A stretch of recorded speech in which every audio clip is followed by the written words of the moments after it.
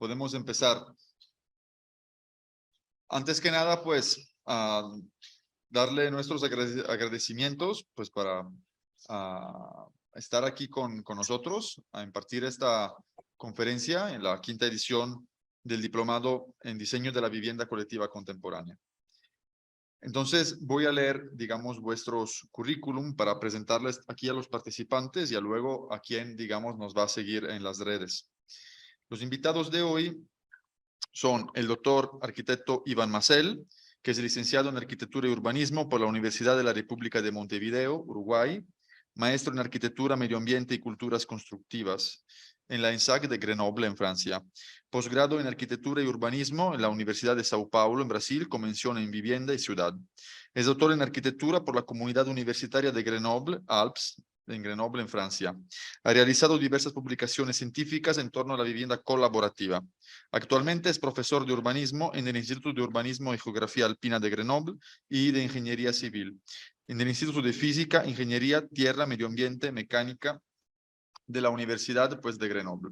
Es investigador de la Unidad de Investigación en Arquitectura, Medio Ambiente y Culturas Constructivas.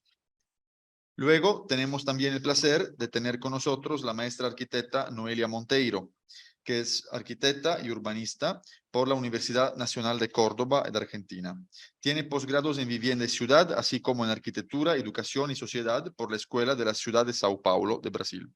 Es doctoranda del programa basado en el diseño de la Escuela Técnica de la Universidad de Berlín. Es socia fundadora del estudio Flume.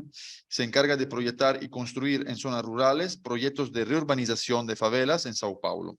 Es profesora de la Escuela de la Ciudad de Sao Paulo desde el 2017 y actualmente es docente en la carrera Estudio Vertical y Articulación de Acciones en el Grupo de Trabajo e Investigaciones, Territorios Educadores Regenerativos. El enfoque de su práctica e investigación académica se centra en el desarrollo de proyectos socioambientales. Muchísimas gracias a nuestros invitados. Sin enredarme más, sin detenerme más, les cedo la palabra para que ustedes puedan impartir vuestra clase magistral. Gracias. Entonces, buen día a todas y todos. Antes de todo, muchas gracias por la invitación, por ofrecer ese espacio para nosotros a presentar nuestras reflexiones. Muchas gracias, Graciano, por esta invitación. Entonces, voy a intentar compartir esta pantalla.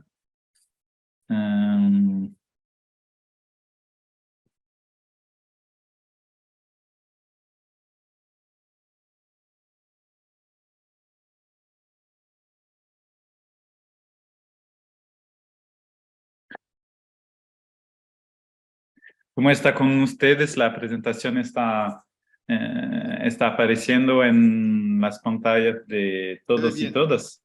Sí. Muy bien. Entonces, muchas gracias para tener este espacio. Yo voy a comenzar la presentación. Desde el comienzo, me disculpo si mi español está mezclado con unas palabras de portugués. Y después de mí, Noelia Monteiro, que usted la presentó, vaya a continuar la presentación.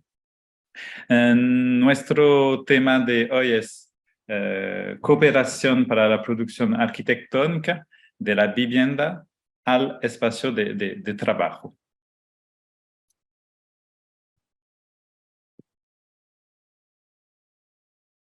Alors, ¿por qué interesarse por la cooperación en la arquitectura? Primero, en muchos países del norte como del sur, hay una crisis importante del acceso a la vivienda, y particularmente en las metrópolis. Este primer gráfico muestra el aumento muy fuerte del precio de la vivienda respecto a la renta disponible de las familias en Europa y Estados Unidos. Y este segundo gráfico, a la derecha, muestra la repartición de costo de la producción de vivienda en Francia. y se ve que los honorarios de los arquitectos y otros diseñadores representan al final mucho poco, pero la promoción inmobiliaria y la propiedad fundiaria representan hasta 40% del costo final. Esta situación abre entonces la cuestión del modelo socioeconómico de producción de la vivienda. Primero, cómo producir la vivienda y la arquitectura para el mayor número de personas. Entonces, más allá de una producción capitalista de la ciudad, donde la vivienda se tornó solamente un objeto mercantil. Y segunda cuestión es cómo implicar a los futuros habitantes en el proyecto arquitectónico y dar para todos y todas un poder de decisión en la transformación de su entorno construido. Ahora, cooperar se sitúa en el movimiento de la cooperación que da valor al sujeto colectivo. Como está escrito, denota un valor ético-político resultante de una visión de mundo y de ser humano que atribuye al sujeto colectivo la disposición, el empeño, la solidaridad, el compromiso de apoyar, de hacer con, de producir con, de formar parte de un emprendimiento colectivo cuyos resultados dependen de la acción de cada uno de los sujetos y instituciones involucradas. Y entonces, en este cuadro, la cooperación para la vivienda constituye un auténtico sistema de producción y gestión social del hábitat. Ella se compone de 3 dimensiones: la dimensión demócrata, una persona, un voto; una dimensión de propiedad colectiva, los habitantes o inquilinos de los apartamentos son accionistas de la sociedad inmobiliaria; y la desconexión del mercado, donde tiene una gestión colectiva de los costos sin fines lucrativos. Y entonces, como ya dice en esta presentación, nuestra primera entrada va a ser la vivienda, pero en segundo tiempo, Noelia hablará de la cooperación en proyectos de espacios de producción y de trabajo. La cooperación constituye entonces una tercera vía de producción de vivienda, basada en propiedad colectiva, producción sin especulación y funcionamiento democrático, entre, de un lado, la producción pública de viviendas, baseada en la respuesta a las necesidades de vivienda, sin implicación de la población, en una economía y propiedad pública y en proyectos dirigidos por gobiernos.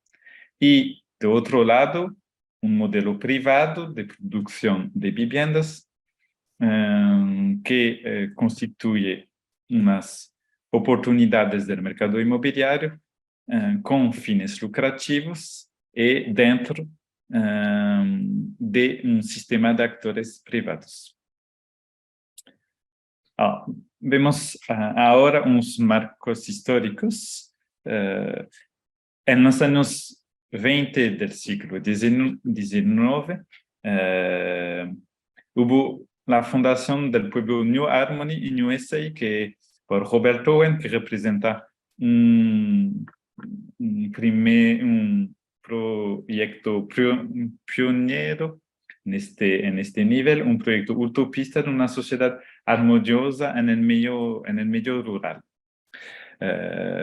Después, en Dinamarca, tuvo la creación del barrio Brumleby en mediados del siglo XIX, con primeras viviendas sociales en este país para trabajadores pobres. Y no empezó del siglo XX, que la fundación de la ciudad Jardín de Letchworth en Inglaterra, donde tenía, viviendas, industrias, agricultura, con el suelo y los edificios que son propiedad del gobierno municipal que alquila a los habitantes. Y entonces la cooperación social y económica se tornó un modelo de realización de vivienda, pero más allá es un modelo de creación de barrio y de ciudad entera. Y este modelo Além, entonces, de crear extensiones urbanas, ele sirve en algunos de estos proyectos como un modelo de fundación de pequeña ciudad y de pueblo. Y tive después un renacimiento en los años 60 y 70 del siglo XX en Europa de los proyectos cooperativos de vivienda. Este renacimiento está vinculado a la situación de esta época que estaba caracterizada por, de un lado, los problemas sociales, incluyendo la dificultad de acceso a la vivienda, tras el fin del fuerte crecimiento económico de varias décadas, y por otro lado, la fuerte sensibilización medioambiental vinculada a las catástrofes industriales y al aumento de los precios de la energía. Y hubo entonces en Dinamarca varios proyectos que influenciaron la realización de conjuntos de vivienda en Estados Unidos. Y hoy en día, con las cooperativas uruguayas, que vamos a ver después en esta presentación, las cooperativas suizas son un conjunto de iniciativas muy interesantes.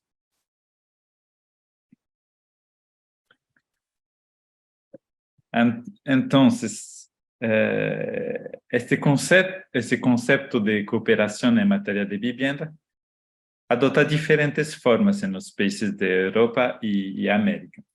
En Europa, en países francófonos, se llama hábitat autogestionado, hábitat participativo, hábitat cooperativo, y en países anglosajones, cohousing, co-living, y en América Latina se llama unas veces producción social del hábitat, con formas no estrictamente cooperativas, pero también con otras formas jurídicas.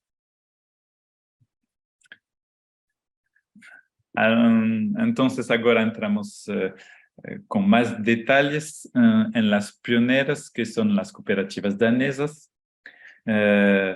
Este modelo se ha desarrollado particularmente en Dinamarca, pero también en otros países de Escandinavia, en el final de los años 1970 y en el comienzo de los años 1970. Este proyecto constituye viviendas individuales densas, acopladas, en general, con generosos espacios comunes. Las poblaciones interesadas son sobre todo familias jóvenes, para promover el crecimiento de sus hijos en comunidad, con ayuda mutua, entre vecinos y con el desarrollo de actividades comunes. Pero también son interesados padres solteros, parejas sin niños en casa y personas solteras interesadas en evitar el aislamiento y fomentar las actividades colectivas. Se ve que diferentes agrupaciones familiares pueden ser implicadas en estos proyectos. Y en estas realizaciones, diferentes tipos de composición de los conjuntos de vivienda alrededor de espacios colectivos aparecen. Estos espacios colectivos son calles peatonal, combinación de una calle peatonal con plazas, también galerías cubiertas, y estos espacios colectivos representan espacios comunes exteriores, pero también interiores. Las áreas señaladas en rojo en esta diapositiva representan algunos de estos espacios comunes. Ellos toman la forma de un edificio central, unas veces, en el conjunto de viviendas, con varios usos de cocina, de sala de comedor, de sala de estar, de sala de juego, pero también pueden tomar la la forma de galería cubierta adaptada al clima frío del invierno danés. Así, constituyen prolongación exteriores de cada casa y el lugar donde acontece la vida colectiva, la interacción entre los habitantes que participaron de crear estos conjuntos habitacionales. Y se percibe en los diseños de estos conjuntos un trabajo de composición espacial en las relaciones interior-exterior y de concepción sobre la entrada de luz, sobre la materialidad de los suelos y de las paredes de estos lugares.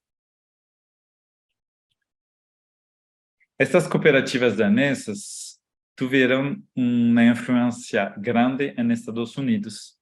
McCammon y Duret, que son dos arquitectos y autores americanos, fueron grandes actores del desarrollo del cohousing en Estados Unidos.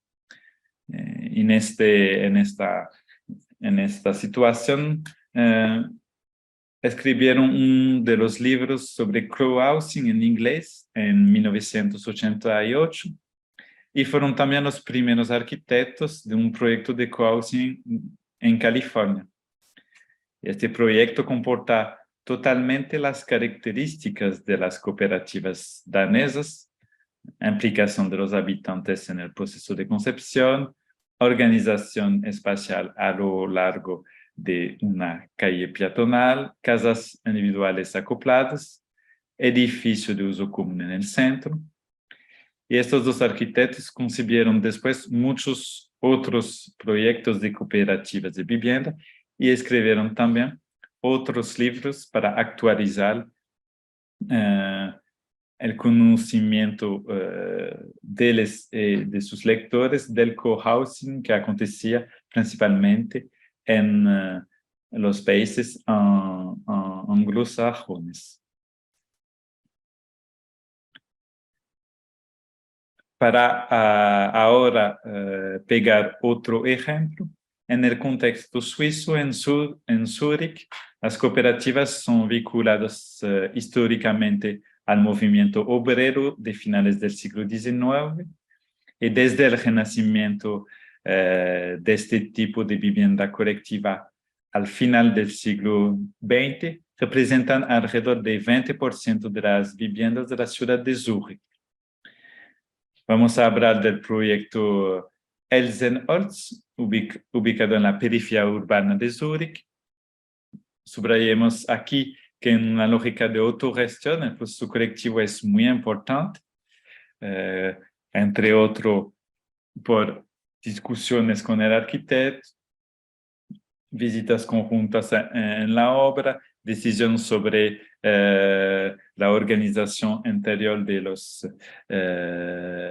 las plantas y de los departamentos. Este conjunto está entonces compuesto a menudo de 20 viviendas, pero de tamaños muy variados. Y su primera característica, que es también a su grande cualidad, es el sistema de terrazas y pasillos, espacios colectivos en todas las plantas que son muy espaciosas, como se ve en los diseños sobre esta diapositiva.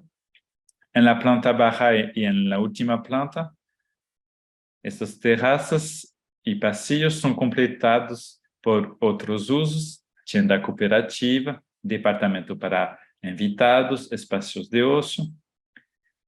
Son espacios que no existen en general en un hábitat colectivo convencional. Ellos aumentan la comunidad y el placer de vivir en ese espacio y participan de continuar a favorecer la vida colectiva y la creación de iniciativas colectivas después de la finalización de la obra. La segunda característica muy importante de este conjunto es la tipología clúster de vivienda, donde diferentes tipos de vivienda, piso pequeño, estudio, única habitación, son conectados a un grande sala común, que es al mismo tiempo un lugar donde se puede cocinar, una sala de estar, un comedor y una sala de ocio. Y este tipo de piso puede acoger todo tipo de composición familiar, solteros jóvenes y mayores, familias nucleares, familias mixtas, para entonces una diversidad de modos de vida.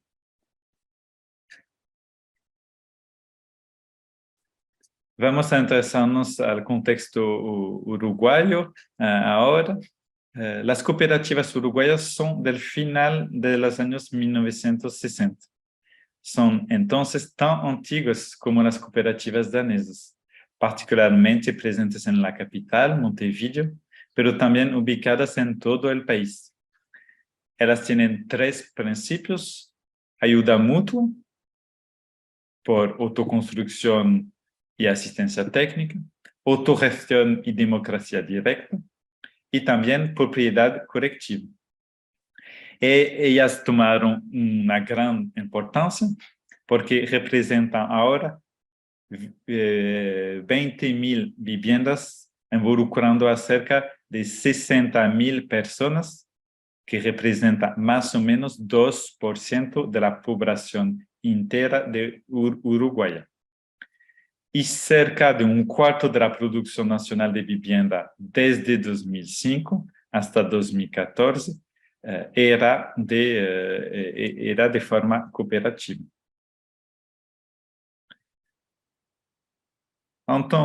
Entonces, tuvo, 3 periodos principales de estas cooperativas. Primero, la construcción de conjuntos de viviendas en la periferia urbana, con una forma de casa unifamiliar sin retiro lateral y de 2 niveles. Después, grande operación de hábitat de centenas de familias compuestas de conjuntos colectivos, como ven en el medio de la diapositiva. Y más recientemente, proyectos de rehabilitación de edificios antiguos en el área central de Montevideo para transformarlas en cooperativas de vivienda. Y mismo con estas diferencias, tuvieron características similares de trabajar sobre las tipologías de vivienda, dúplex, con terrazas, con distribución a través de pasarelas externas, con prolongamientos exteriores de los departamentos. También de repensar las relaciones entre lo privado, el departamento, y lo colectivo, plazas arborizadas, jardín común, patio mineral, y de proponer servicios colectivos y, en las grandes intervenciones, equipamientos de proximidad para el barrio.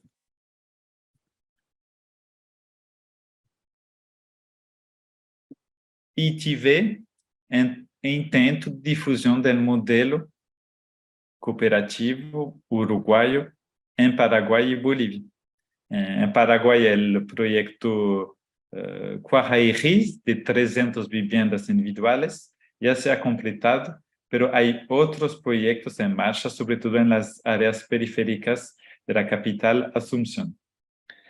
En Bolivia, tuvieron dificultades para adaptar este modelo, una solución que viene del sindicalismo uruguayo, a la sociedad con fuertes raíces indígenas y campesinas bolivianas, pero la disposición cooperativa entrará en la Constitución boliviana y el modelo cooperativo tiene un potencial para guiar también el mejoramiento del parque habitacional, que en este país está a 80% autoproducido por los habitantes. Entonces, como demuestra esos proyectos de Bolivia y Paraguay, este modo de gestión y construcción también ofrece soluciones para el empoderamiento de la población con realización de proyectos de vivienda de calidad en periferia urbana. Y tampoco hemos mencionado los experimentos constructivos en estos proyectos, especialmente con la madera y la tierra cruda, disculpe. Y esta es dimensión de la relación entre territorios rurales y urbanos y las cuestiones constructivas de los proyectos cooperativos, lo que vamos a ver con Noelia ahora. Noelia, te paso la palabra. Bueno, muchas gracias. Una cosa que no, bueno, que aquí no planeamos, pero me imagino, Iván, que como vos ya estás compartiendo la pantalla, podés ir pasando más o menos en un ritmo ahí para seguir con esa pantalla, con esa presentación compartida. Bueno, Muy un bien. gusto también estar aquí con ustedes desde diferentes lugares del mundo. En este momento estoy en San Pablo. Bueno, ustedes están en México, Iván en Francia y nos une en común este interés por el asunto, digamos, arquitectura, urbanismo, pero en particular la producción en cooperativas. Y bueno, entonces como una forma de mostrar también esto desde un enfoque que es entender, así como en México, en Brasil, en Argentina, mismo en diferentes contextos socioculturales, económicos, de alguna forma son países que están conectados por características económicas y por características también históricas. Y bueno, habiendo trabajado también en este asunto de vivienda, de producción de vivienda social, con los años en mi práctica fui identificando que era un asunto que aparentemente los gobiernos, en particular de América Latina, ya se demuestra que no consiguen de alguna forma cubrir esta demanda de vivienda en los grandes centros urbanos. Entonces, estas imágenes son representando un poco, por ejemplo, una ciudad como el caso de Manaus, que es la capital del estado de Amazonas, en el norte de Brasil, en la década del 60, con una cantidad de habitantes próxima a los 200.000 habitantes, donde ya había muchas viviendas precarias, viviendas sobre palafitas, sobre el río, y esa misma ciudad en el año 2018 ya con más de 2 millones de habitantes, donde la densidad solo aumenta, y eso mostrando cómo en otros contextos, por ejemplo la última imagen que es de una comunidad ribereña, en la isla de Marayo, que es en el estado de Pará, es próximo en la misma región amazónica, pero en donde pequeños pueblos y ciudades de tamaño medio demuestran de alguna forma conseguir mantener ese vínculo, esa relación entre el número de habitantes y el medio ambiente, el medio en el que se infieren. Entonces, a partir de eso, con mi estudio, que es Estudio Flume, hemos trabajado desde 2015 para acá en diferentes contextos rurales de Brasil. Tuvimos la oportunidad de trabajar en proyectos con diferentes comunidades y al mismo tiempo en diferentes biomas, en diferentes condiciones geográficas y climáticas.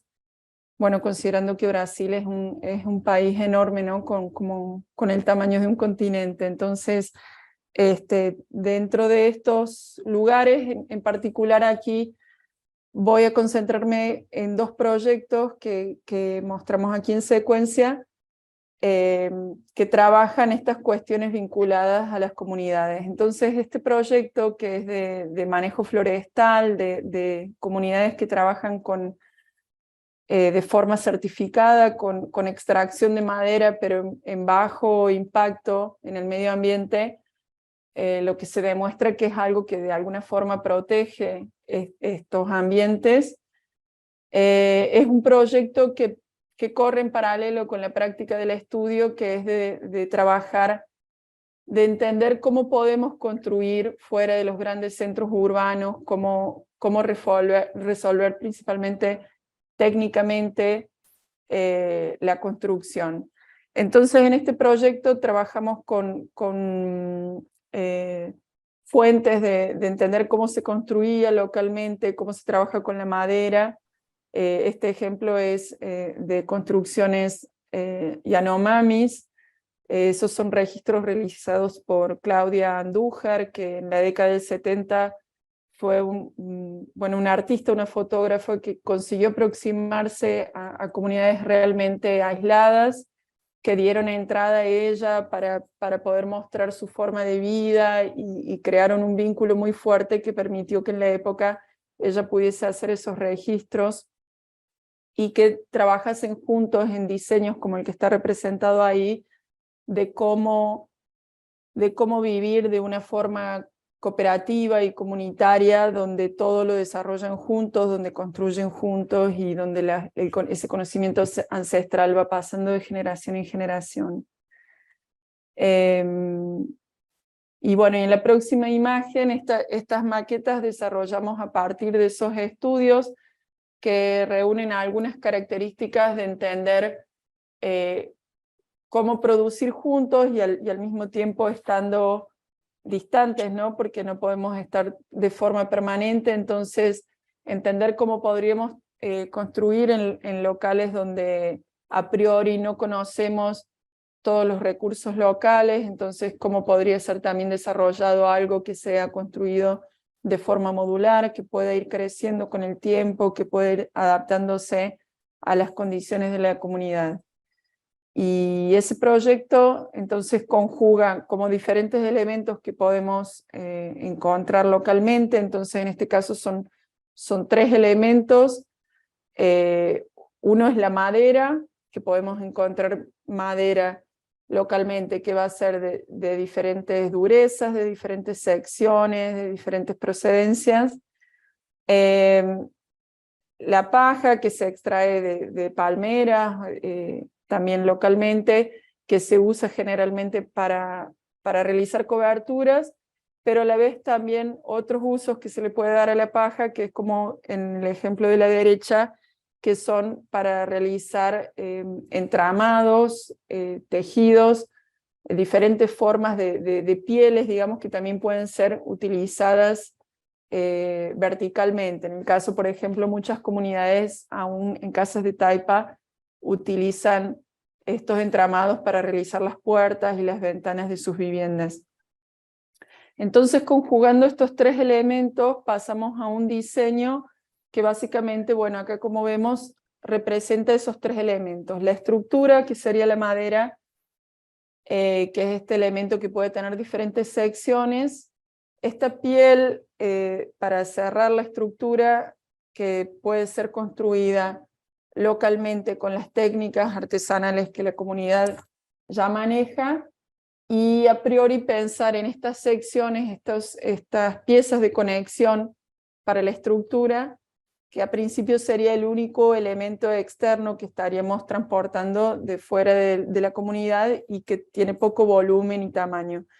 Y esa imagen axonométrica la representa ese conjunto de elementos que ya venimos reproduciendo en diferentes proyectos que conjugan, bueno, cómo trabajar con por lo menos 2 superficies de cobertura para tener siempre un área sombreada, pensando en las condiciones climáticas, pensando en áreas donde tiene periodos, meses del año donde las lluvias son muy intensas.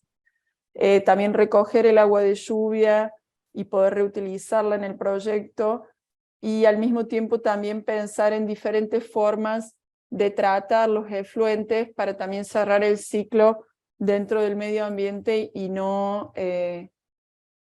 tener el menor impacto posible. Entonces, sea por ejemplo a través del círculo de bananeras, que es una forma de trabajar, de tratar las aguas grises, de transformarla en un compuesto orgánico, o la fosa séptica biodigestora, que son también un conjunto de cisternas que hacen el tratamiento de los efluentes cloacales. Y a partir de eso tuvimos la oportunidad, bueno, el proyecto como es una investigación paralela al estudio que vamos desarrollando independientemente de las encomiendas de clientes, el proyecto ya participó de algunos concursos, editales, que permitió recoger recursos para poder ir prototipando estas tecnologías. Entonces esta secuencia de imágenes que están en los próximos 3 slides muestran ese proceso constructivo que nos permitió construir un módulo, construirlo y desconstruirlo de forma seca en 2 días, para hacer un test de esta tecnología y de los elementos de conexión. Ese fue el resultado después de esos 2 días de trabajo. A partir de eso también ensayamos algunas cuestiones y entendimos que algunas cosas debían ser mejoradas, algunos detalles. Y bueno, eso fue en el año de 2019. Luego el proyecto tenía como 3 etapas, que fue la primera etapa del desarrollo del proyecto ejecutivo, de los dibujos. La segunda etapa fue este test que lo realizamos en el interior de San Pablo, en un lugar próximo, digamos, donde teníamos acceso aún a tanto a materia prima como a las herramientas que podríamos utilizar. Y la tercera etapa contemplaba la aplicación de ese modelo ya en una comunidad. Entonces, bueno, luego en 2020 eso sucedería, esa tercera etapa, pero bueno, evidentemente con la situación de COVID y la pandemia a nivel mundial, ese periodo de test fuese dilatando en el tiempo. Y a partir de la próxima imagen podemos ver que nuestro camino fue yendo como cuál sería el lugar más adecuado, no que haya un único lugar, pero entender en este momento dónde sería más acertado aplicar el proyecto para que tenga un impacto y para poder medir sus resultados y entender cómo a partir de eso seguir con el proyecto.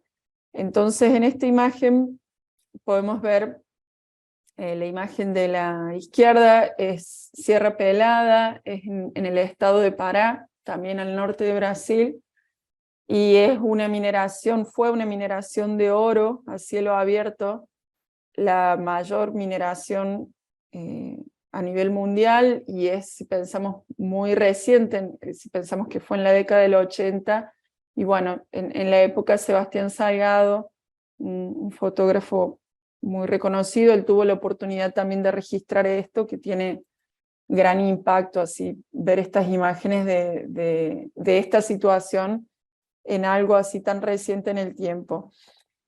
Y bueno, mismo así, pasados los años, en el actual gobierno de Brasil, las leyes se flexibilizaron también para permitir la mineración de forma artesanal, entonces también es un proceso que continúa contaminando los ríos, contaminando la tierra, y en este mapa están registrados estas comunidades de manejo forestal certificado, que son los puntos que están marcados en verde.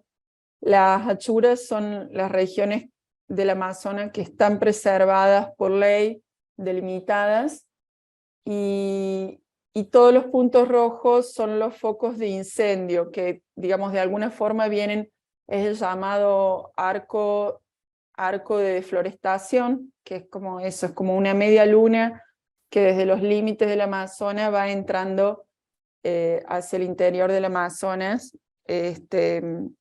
Entonces el proyecto decidimos que tenía que instalarse en uno de estos sectores de desmatamiento, de focos de incendio, para generar estos núcleos de agrofloresta que permitan regenerar el terreno.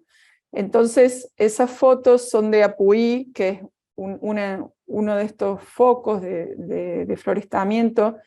El proyecto se llama Asentamiento Río Yuma, que fue también en el periodo de la dictadura militar, a partir de la década del 60, se instala como un ideario de que el Amazonas tiene que ser conquistada y habitada para que no sea un lugar que puede ser tomado por otros gobiernos o por otros países. Entonces se hace este asentamiento rural donde muchas personas desde el sur de Brasil se mudan a esta región con promesas del gobierno de poder cultivar la tierra, de poder tener una fuente de trabajo.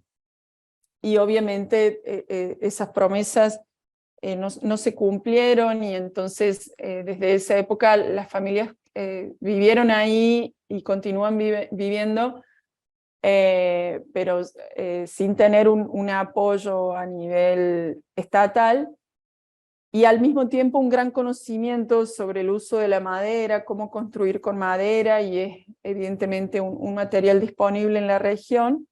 Entonces, a partir de eso, en este año, en 2022, pudimos iniciar la tercera etapa del proyecto, que sería la aplicación de este prototipo de agrofloresta junto con varias familias de la comunidad. Y bueno, iniciamos esta construcción también repensando esas tecnologías, repensando esas conexiones, e instalando esa estructura que está en esa fase. Creo que hay una imagen más, y eso es un poco como la situación, el contexto ambiental, las primeras actividades junto con la comunidad para comenzar a trabajar la tierra de una forma que medie el encuentro, digamos, entre obtener los recursos de la tierra y al mismo tiempo reflorestar y mantener el medio ambiente. Y bueno, es un proceso que está en construcción, aún falta la fase de cerrar. Y el otro proyecto es un proyecto que concluimos ahora, el último mes, en el mes de octubre, es con quebraderas de babasú. El babasú es un coco muy duro que contiene unas almendras que se utilizan para extraer aceite para cocinar. Entonces, una actividad de base que realizan muchas mujeres, principalmente en el nordeste de Brasil. En el 2019 también iniciamos un trabajo con ellas que nos permitió compartir el trabajo de estas mujeres en la Bienal de Arquitectura de San Pablo de ese año, del propio 2019, donde bueno, registramos ese proceso de trabajo, que es una jornada de trabajo junto con ellas desde que comienzan el día, entran en la mata y extraen el coco y lo quiebran y extraen las almendras hasta que vuelven a sus hogares, y bueno, cómo es este proceso. Entonces, llevamos esta realidad a través de una exposición Site Specific en San Pablo, que nos permitió mostrar eso, porque también es una actividad que a pesar de ser una de las mayores fuentes económicas en el nordeste para muchas mujeres y por tanto para sus familias, es una actividad desconocida en el sur del país. Y bueno, desde ese trabajo que venimos realizando desde el 2019 con ellas, tuvimos el año pasado, en el 2021, la oportunidad de iniciar un proyecto que es un centro de referencia para las quebraderas de babasú, un lugar donde ellas puedan trabajar de manera colectiva. Para eso fue seleccionado específicamente una comunidad donde la cooperativa tiene más de 40 mujeres asociadas al proyecto, que ellas son las que proporcionan el alimento para su familia. Entonces desarrollamos con ellas una serie de actividades de desarrollo colectivo del diseño. Principalmente para nosotros esos momentos son de gran aprendizaje, porque ellas realizan una actividad que también desarrollan desde la vida entera, también de forma ancestral, algo que se va transmitiendo de generación en generación, y para nosotros es completamente desconocido. Entonces, es un proceso y un momento donde realmente hay mucho intercambio y mucho aprendizaje. Entonces, los grupos piensan esas funciones, cómo funciona el proceso productivo de ellas, lo discuten internamente y lo comparten a los otros grupos para también de núcleos menores a mayores llegar a un entendimiento de cómo podría ser ese espacio que será construido. A partir de eso también comparten técnicas constructivas, como también el trabajo de la paja a partir de las palmeras. Y en esos momentos de interacción con los grupos y de llegada a las comunidades es también un momento importante de observación y de entender cuáles son las técnicas constructivas locales, cuáles son los materiales con los que se trabaja localmente. Entonces, en particular en esta comunidad era un lugar donde aún se construye mucho con taipa, con la tierra cruda, generando primero también unos entramados de madera y luego cerrado con el barro, con la tierra cruda. A partir de esos conocimientos empezamos a desarrollar las maquetas, que entendemos siempre como una herramienta fundamental en ese proceso colectivo, en ese proceso de creación, porque es una herramienta que aún tiene un papel pedagógico y de diálogo y de discusión muy fuerte, que inclusive a veces hasta imágenes renderizadas, por más realistas que puedan ser, no generan la misma empatía, digamos, y el mismo entendimiento del proyecto que un objeto que se puede abrir, que se pueden retirar las piezas y que se puede discutir esos espacios a través de ese objeto. Siempre de formas muy rápidas, principalmente con papel como un material que nos permita modificar y ajustar rápidamente en función de esos diálogos. Y también nuevamente volvemos a realizar esos workshops, esos momentos de discusión, ya incluyendo esta herramienta de la maqueta como una nueva etapa de discusión y revisión del proyecto para llegar al proyecto final que será construido. Y así, bueno, cuando iniciamos la construcción, en este caso en particular, bueno, también recuperando un poco este entendimiento a partir de otros proyectos, a partir de las condiciones climáticas, entendimos que en este caso construir esa cobertura, ese segundo layer, que es el que va a generar sombra al área construida y a las actividades que sean desarrolladas ahí, debería ser construido como en la primera etapa. Entonces, eso fue la primera etapa de la construcción, donde se hicieron las bases y se levantó la estructura y se cubrió, para después, posteriormente, utilizar esa misma cobertura como el espacio obrador, el espacio de cantero de obra. Entonces el proyecto también es un proyecto modular que prevé la ampliación en función de la capacidad de crecimiento del propio proyecto, pero sí iniciando con las etapas mínimas para que puedan iniciar las actividades productivas. Entonces, este formato inicial y modular que tiene esta área cubierta incluiría esos módulos que están en el diseño. A partir de que hicimos esa construcción y también de esa cobertura, también como una estrategia por las condiciones climáticas del tiempo que deberíamos pasar en obra, era de alguna forma protegernos para tener una área cubierta para que la obra pudiese continuar inclusive cuando iniciase el periodo de lluvias. Entonces, luego de esa construcción de la cubierta, iniciamos la fabricación de los ladrillos de suelo cimento. Entonces también entendiendo que la tierra era un elemento aún muy presente en las construcciones locales, fabricamos en el propio terreno y con tierra local 3 tipos de ladrillos, que son los que están aquí. Unos son los ladrillos sólidos, que tienen en la composición un pequeño porcentaje a más de cemento, porque serían los ladrillos que serían utilizados para escaleras y más en contacto con el suelo y con la humedad.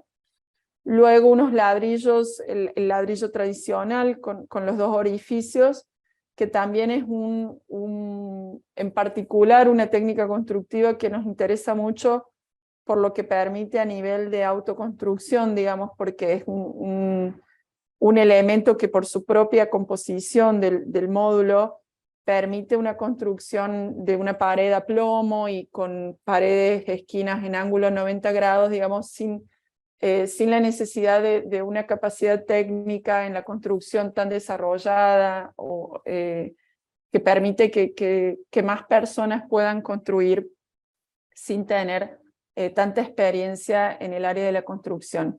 Y por último, un ladrillo en forma de U, que es el que está ahí en la foto de la derecha, que es el que permite en determinados puntos, por ejemplo en el dintel de una puerta o de una ventana, incorporar cemento, hierro en lugares específicos donde sea necesario reforzar la estructura, a pesar de que es un sistema autoportante.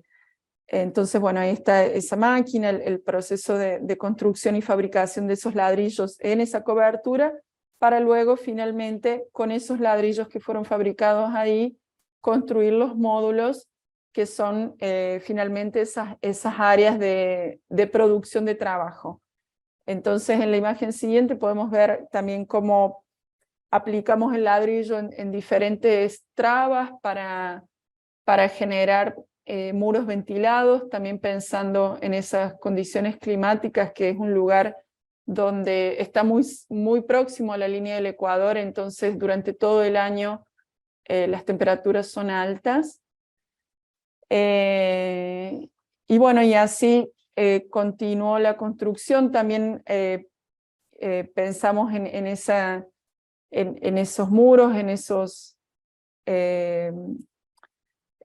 cerramientos, en esas pieles, también combinando también esas trabas de diferentes formas, por ejemplo ahí en un muro curvo con el ladrillo en vertical. Finalmente esa obra también tiene como las losas cubriendo cada uno de esos espacios y generando espacios cerrados donde es más controlado el ambiente, principalmente por se tratar de espacios de producción de alimentos. Entonces los módulos tienen un módulo que es el lugar de exposición de venta de los productos, un módulo que es el de higiene, donde están los baños, los depósitos, el lugar para guardar el material de limpieza, un módulo que es donde se extrae el mesocarpo, que es un elemento que está dentro del coco, entre la almendra y la cáscara, con el cual se puede cocinar, por ejemplo, bizcochos o tortas a partir de esa harina, y un módulo que es la cocina, donde finalmente se realizan los alimentos, se producen los alimentos.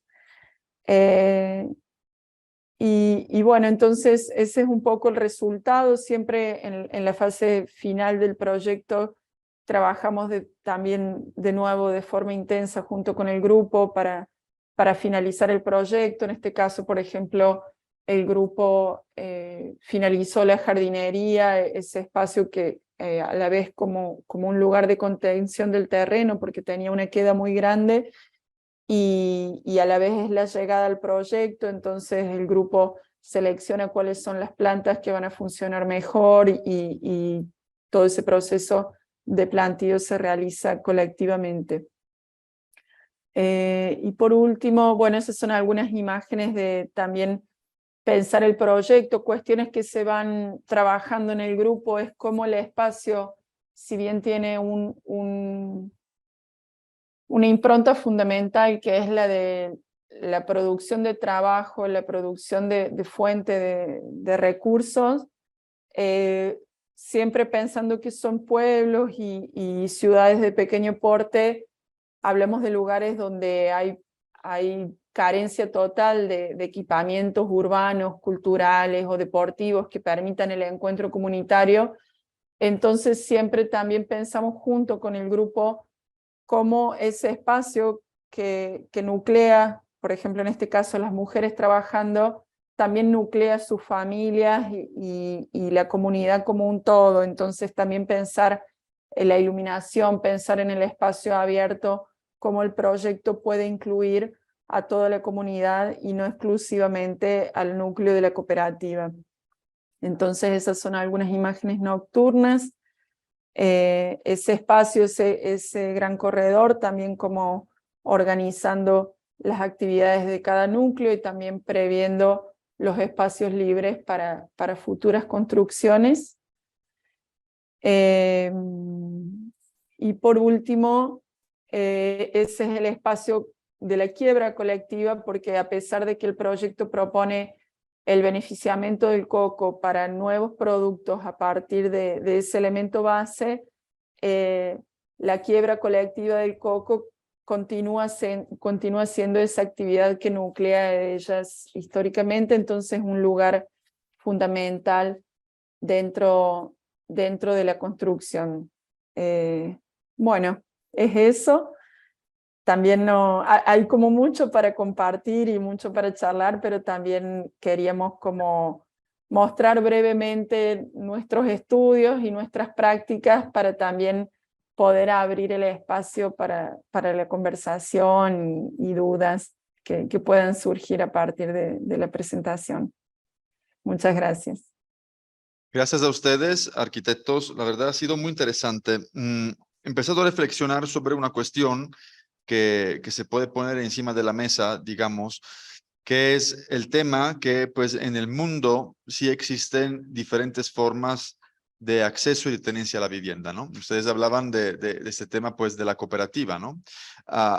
Que en la realidad pues como hemos visto con los ejemplos en diferentes realidades europeas, digamos ya es una realidad, ¿no? Que uno pueda de una cierta forma acceder o tener una vivienda a través de una cooperativa, en Latinoamérica también, pero digamos lamentablemente pues es una forma, digamos que no en todos los países, digamos, se está implementando, más bien se debería de implementar porque claramente pues daría, ¿no? La posibilidad a muchas más personas pues de poder acceder y tener una vivienda, ¿no? Y a raíz, digamos, de esta consideración sale otra consideración, es el hecho que al final, dependiendo de cómo una persona quiera relacionarse con sus propios vecinos, ¿no? Va a elegir un tipo de acceso a la vivienda u otro tipo de acceso a la vivienda. O sea, quiero ser propietario, busco determinadas cuestiones, o quiero ser cooperativista y por lo tanto estoy dispuesto, ¿no? a poder llevar mi vida doméstica, mi vida reproductiva de otra determinada forma, ¿no? Por lo tanto, cambiando el modelo de tenencia de acceso a la vivienda, sí cambia también el tipo de vida, digamos, que se desarrolla ahí.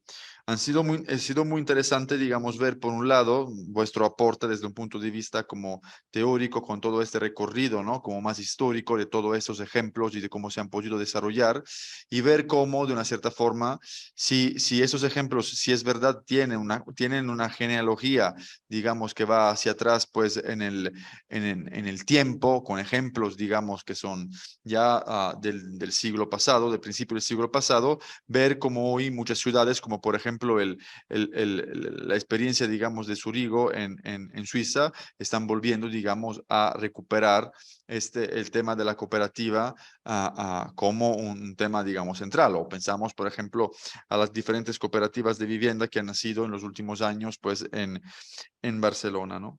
Y por otro lado, también rescatar, ¿no? De la segunda parte de vuestra aportación, que creo que ha sido una parte súper interesante, cómo si es cierto que a muchas cooperativas, ¿no? Nacen y se desarrollan como cooperativas de autoconstrucción, ¿no? Donde los diferentes cooperativistas, ¿no? Participan incluso en la construcción, pues, de su propia vivienda, ver cómo en función del contexto, ¿no? Del contexto urbano o territorial, incluso económico, social, cultural, pues cambian todos esos tipos de cuestiones. Por lo tanto, ha sido muy interesante ver estos ejemplos que aquí arquitecta nos estaba mostrando, ¿no? De trabajo con la comunidad, pues de entender la comunidad, de hacer unos talleres participativos con la comunidad y además de entender, digamos, los recursos que hay en estos lugares, ¿no? Porque al final, pues, como decía el buen Alejandro Son, siempre hay que intentar construir con las tecnologías y las técnicas y los materiales del lugar, ¿no? Porque al final es un tema, si vuelve no solo es un tema económico, sino también es un tema cultural, ¿no? Por lo tanto, se me hace muy interesante de cómo han podido trabajar de la mano con estas comunidades, entendiéndolas, ¿no? Y empezando como unos procesos productivos, incluso de los mismos ladrillos o de elaboración, pues, de todos esos elementos, pues, de madera y del montaje, ¿no? Y de una cierta forma, por lo que entendí, pensar en la construcción de unos determinados espacios que pueden evolucionar en el tiempo, ¿no? Que se pueden seguir expandiendo, que se pueden seguir sectorizando, cambiando, y eso, ¿no? Para generar una arquitectura, pues que realmente pueda responder a las necesidades cambiantes, pues, de estas culturas, de estas personas, ¿no?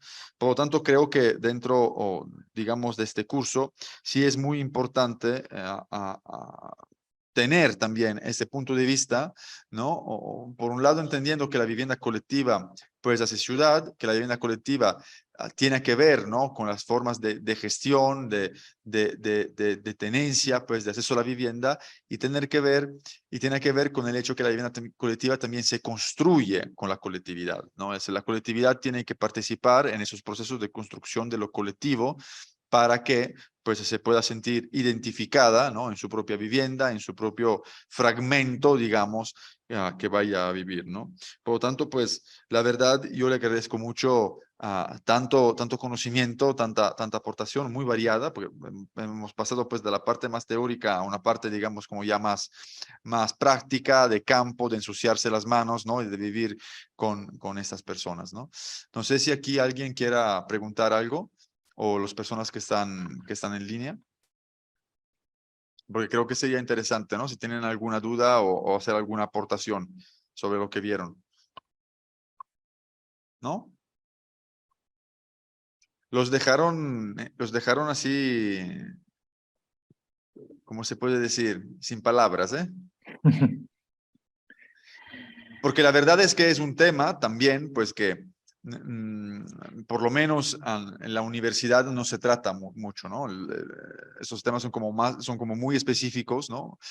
Y al final, pues, es por eso que a lo mejor, claro, uno entra y choca, ¿no? Con este mundo que tiene muchas más posibilidades, ¿no? Que las posibilidades que normalmente nos cuentan. Y por otro lado, Sí. también remarcar una cosa que yo creo que también es muy importante, que se ve mucho con este tema de las cooperativas, incluso de autoconstrucción dirigida, ¿no? Porque al final sí hay un proyecto, unos arquitectos, etcétera, que es remarcar el rol social del arquitecto, ¿no?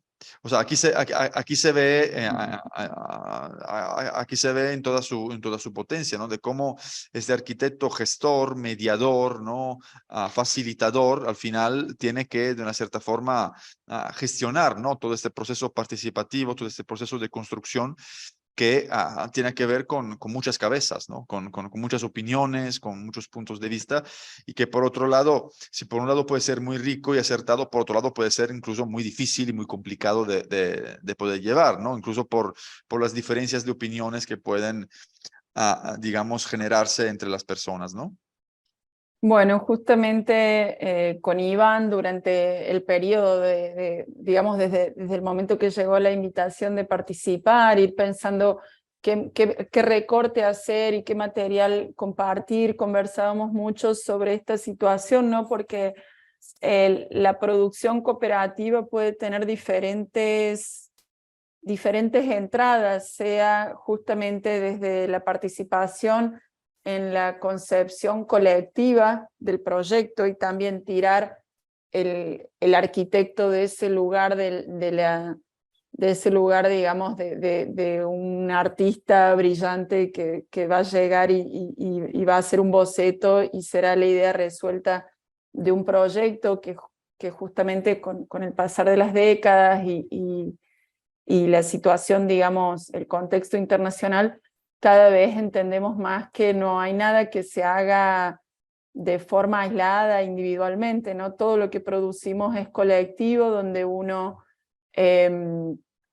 discute con diferentes actores, con diferentes personas involucradas en el proyecto. Entonces el arquitecto tiene esa función de mediador, de conseguir hacer una lectura y entrar en diálogo con diferentes personas que van a intervenir en el proyecto, sea desde ingenieros agrónomos, a permacultores, a asistentes sociales, a psicólogos, a economistas, a otros ingenieros que también van a trabajar sobre otros layers del proyecto, y todo eso entra en juego en el desarrollo del proyecto. Y en sí, entonces, el proyecto en estos casos tienen como un carácter menos lineal de concepción de la idea, desarrollo del proyecto ejecutivo para tener el legajo de obra, construcción, entrega de la obra. Es un proyecto que sí es más complejo en el sentido de ese diálogo, de compartir el proyecto y de revisarlo a partir de esas lecturas, a partir de la importancia que tiene la apropiación del proyecto por quién va a utilizarlo. Entonces también en ese sentido, Iván también puede compartir un poco sobre todos los estudios que he realizado, cuánto es esa intervención, esa participación activa de la comunidad en el desarrollo del proyecto garantiza el éxito o el fracaso del proyecto, ¿no? Una vez que quien va a habitar ahí o quien va a trabajar en ese espacio se identifica con aquel espacio construido. Y entonces una cosa que conversábamos mucho también es como esas etapas, sea la participación tanto en el proceso de elaboración del proyecto como cuando la construcción es participativa en el sentido de la autoconstrucción o de esa construcción gestionada, dirigida o guiada de alguna forma por la figura del arquitecto. Sí, para continuar con las palabras de Noelia, pienso que es como decir, como un modelo de producción de la arquitectura que es claramente marginal hoy en día, mismo si está significativo en Uruguay, en Suiza, pero quedase una producción marginal en la arquitectura, pero que muestra su éxito para producir en una vía no lucrativa vivienda con implicación de los futuros habitantes desde la concepción hasta la gestión y es verdad, hasta también las evoluciones futuras de la vivienda con extensión. Se ve en los últimos años muchas cooperativas en Suiza que después de un proyecto construyen otro proyecto, un tercer proyecto, porque como en los años 70, cuando el sistema privado de producción de vivienda como el sistema público está un poco en crisis, entonces el sistema cooperativo retoma lugar en la producción de la arquitectura, pero claramente está favorecido por apoyo del Estado sin que el Estado esté ya guiando, ¿no? Sin que el Estado esté ya pilotando estas operaciones. Y lo que me parece también interesante de resaltar y que queremos mostrar en esta presentación es que la dimensión socioeconómica tal vez hasta pocas decenias el modelo cooperativo era redistribuir mejor los recursos financieros, el poder en la producción de la arquitectura en el medio urbano, y que hoy en día es también cómo mejor redistribuir y compartir y acceder a los recursos naturales, y cómo entonces repensar esos modos de habitar la tierra y de la relación entre arquitectura y el medio ambiente, que tal vez justamente en este pensamiento socioeconómico de la arquitectura es también una nueva pauta importantísima. Entonces era un poco mostrar ese lado muy importante de tomar en cuenta que estamos un poco experimentando para encontrar vías fructíferas, vías que tienen perspectiva, ¿no? Bueno, yo le voy a reiterar mi agradecimiento. La verdad ha sido muy interesante. Esperamos vuestro texto para la publicación. Les agradezco mucho vuestro tiempo y el hecho de haber compartido con nosotros vuestras experiencias. Les mando un abrazo y les deseo lo mejor. Muchas gracias por la invitación, muchas gracias por los ouvintes y buena continuación también. Gracias. Muchas gracias y éxito con el curso, muy interesante. Gracias. Hasta luego. Que Chao, estén muy bien. chao. Bye.